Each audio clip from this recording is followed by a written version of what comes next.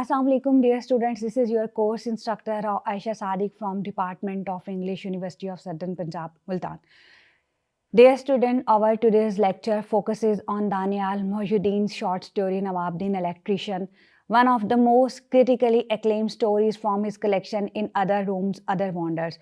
And our today's lecture will explore the text of two major critical frameworks, Marxism that focusing on class relations, labor, power, feudalism and economic exploitation, and the other one is feminism that is focusing on gender roles, female marginalization, patriarchy and domestic invisibility.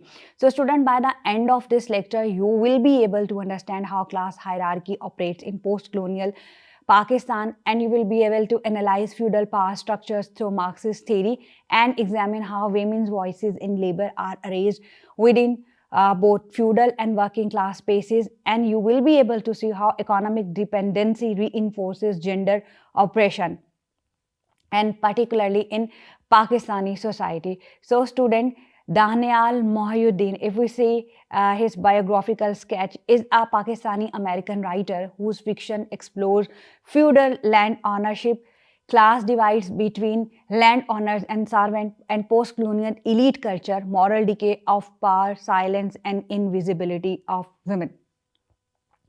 Student, Mohyuddin himself belongs to a land-owning background, which gives his writing an insider's perspective. However, this perspective is not romanticized. Instead, it is critical, ironic, and often bleak because he depicts the social reality of Pakistani society. So, Nawabuddin Electrician, it is significant because it centers on a working class male protagonist. It reveals how power flows downwards from landlords. It also exposes how loyalty replaces justice in a feudal system. So, student, if we see the brief summary of Nawabuddin Electrician, well, you are required to read the whole text of this short story and analyze it from different perspectives and explore the detailed summary. I am just discussing a brief summary of it. So Nawabuddin is an electrician. He was employed by K.K. Haruni, who was a wealthy feudal landlord. Nawabuddin is illiterate, but he was skilled. He has risen slightly above other servants due to his usefulness. He is fiercely loyal to Haruni. His loyalty is rewarded with temporary privileges, not permanent security. His family, especially his wife, she remains economically and socially invisible. But Nawabuddin and his family is a part of a feudal system, and he serves in that system so devotedly. Now, if we apply the Marxist lens to the textual study of this short story, so first we recall some key Marxist concepts. So student, class struggle. Class struggle, it's the conflict between those who own means of production and those who sell labor. So base and superstructures. Economic base shapes our culture, ideology and relationship. False consciousness, workers internalize ruling class ideology. They have been exploited. Workers produce value they do not own. Feudal capitalism, it's a hybrid system where pre-capitalist feudal power coexists with modern economics. So student, in Pakistan, feudalism persists under the guise of modern governance. This is crucial for understanding the story. Then the Marxist reading, it explores, it depicts, it unearths that feudal power and the class hierarchy is there. Haruni represents the ruling class, while Nawabuddin belongs to the working class. Haruni owned lands, electricity influence, he has the power, he manages the wages and the survival of that family. He exercises absolute authority without accountability, while Nawabuddin, he owes nothing. He doesn't have any property. He sells his labor. He is dependent entirely on Haruni's goodwill. This reflects Marx's idea that economic control leads to ideological dominance. Then another aspect is the loyalty. That is a false consciousness. Nawabuddin's loyalty is not ideological. enlightenment. It is false consciousness. He believes Haruni takes care of him. He mistakes patronage for justice. He accepts inequality as natural. Despite decades of service, he has no extra benefits, no inheritance security for his family. This loyalty benefits only the landlord, not the laborer, not Nawabuddin himself. His labor is without ownership. Nawabuddin's technical skill produces comfort or profit for the elite or for his landlord or for Haruni. It doesn't elevate him structurally. His labor keeps the feudal estate running, doesn't translate into power. Marx would argue this is alienated labor. Nawabuddin doesn't control the value of his own work. Then again, if we see the disposable labor after Nawabuddin so much service, the system of Haruni or the elite system, or we can say the capitalist system, it's moved on. His family and he himself received minimal attention. This reflects Marxist ideas that replaceability of labor under exploitative systems. So his labor have been exploited. This is the case. The case that that Marxism deals. Now, if we see the feminist point of view, the feminist reading of this text, so, the key feminist concerns include patriarchy, gender division of labor, economic dependency, domestic invisibility, double oppression of class and gender in post colonial society, where women face layered oppression from both class hierarchy and patriarchy. So, if we read this text from feminist land, we see the character of Nawabuddin's wife.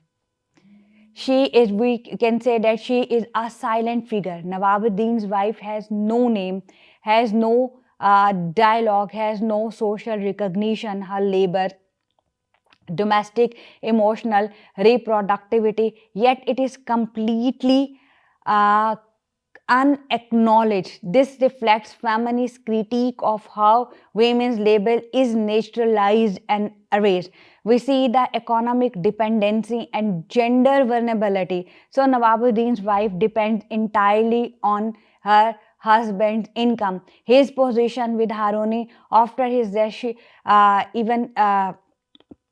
she wouldn't have any protection, no independent income, no institutional support. This reflects how patriarchy ties women's survival to main labor, making them vulnerable to sudden collapse. If we see the patriarchy across different classes, so importantly, patriarchy operates at both levels. Haruni's house-led elite women, if we anticipate it, so elite women are ornamental, socially restricted. So Nawabuddin's household poor women are silenced and burdened, and we see class changes condition, not structures of gender oppression. Another thing that is visible in the text, that is the concept of masculinity and the associated exploitation. So Nawabuddin's masculinity is tied to being a provider, being loyal, being obedient. We can say, if we as we are reading it from feminist perspective, so we may say this is a toxic masculinity that is shaped by class. He must endure exploitation to preserve dignity. Feminism reveals how patriarchy also damages men, pushing them into self-destructive loyalty. Now, if we see the intersection of Marxism and feminism, so this story is best understood through intersectionality. The class exploitation that are the Marxist lens and the gender oppression from a feminist perspective. So Nawabuddin is exploited as a worker. His wife is doubly exploited as a worker's wife, as a woman without economic agency. Together, Marxism and feminism show power is structural, oppression is reared. So silence is political. So Daniel Mohyuddin's this short story, Nawabuddin Electrician, included in his collection. It's a powerful critique of Pakistan's lingering feudal order. It exposes how class hierarchy, economic exploitation, and patriarchal structure continue to shape lives in post-colonial society. This story appears deceptively simple, focusing on the life of an illiterate but skilled electrician who was employed by a wealthy landlord. However, as we have seen, the beneath this surface narrative lies a deeply political text that interrogates the relationship between the power and dependency, labor and loyalty, masculinity and silence, and above all, the invisible suffering of women who are trapped within both class and gender hierarchies. So, when we examine the text through the combined lenses of Marxism and feminism, so this story emerges as a critique not only of feudal exploitation but also of the gendered consequences of economic injustice. So, student, to understand the ideological force of this story, it is important that you must first situate this story within the literary and socio-historical context of Pakistan. When you read it from this perspective and will extend your analysis, you must have focus on that one. So, you have to see the elite land owning class of Pakistan, and you must have to focus on the Pakistani fiction that is constantly dismantles the myth of benevolent feudalism. The narrative exposes the moral decay, emotional emptiness, and structural violence and the sustained elite privilege. Unlike the romanticized portrayal of landlord-servant relationship often found in our traditional narrative. So, student, the story it deepens our understanding of character psychology and thematic concerns. So, the most obvious symbol that Mohyuddin uses, that is the motorcycle. The motorcycle is perhaps the most important symbol in the story. It signifies status, it signifies autonomy, it signifies social recognition. For Nawabuddin, receiving the motorcycle from Haroni is not simply acquiring a vehicle, it is actually acquiring symbolic capital in his village. Villagers stopped addressing him merely as a laborer and started calling him uncle, showing how material possessions can reconfigure social hierarchy even if superficially. Yet this status is unstable since it depends on the favor of the landlord and the physical vulnerability of the object itself. Another potent symbol of the text is the electricity and power. So electricity in this story functions on two levels. Practically, it is Nawabuddin's livelihood. Symbolically, it represents access to modernity and control. So student, Nawabuddin's skills with electrical system gives him a form of localized authority, demonstrating his technical intelligence, but this power is limited. It doesn't alter his position in the broader class structure. So this dichotomy reflects how knowledge can grant respect but not systematic change. Another symbol that is obvious is the hospital room. So the hospital room where Nawabuddin and the robber lie side by side, it symbolizes a moment of existential equality. Despite their socio-economical differences, violence brings them to the same place, yet their moral responses diverge. The robber apologizes with Nawabuddin withholds forgiveness. This moment symbolically questions colonial and post-colonial ethics of justice and mercy. So student, in this short story, Mohyuddin crafts a narrative that is both specific to rural Pakistani life and universally resonant in its portrayal of class, aspiration and moral complexity. While Nawabuddin's skills binds him to the elite, his moral choices and personal desires reveal a layered humanity shaped by hardship. So student, this is all about our today's lecture. I advise you to read that short story thoroughly and explore the more interpretation and apply different theoretical lenses for the critical study of this story. Thank you. Take care of yourself. Allah Hafiz.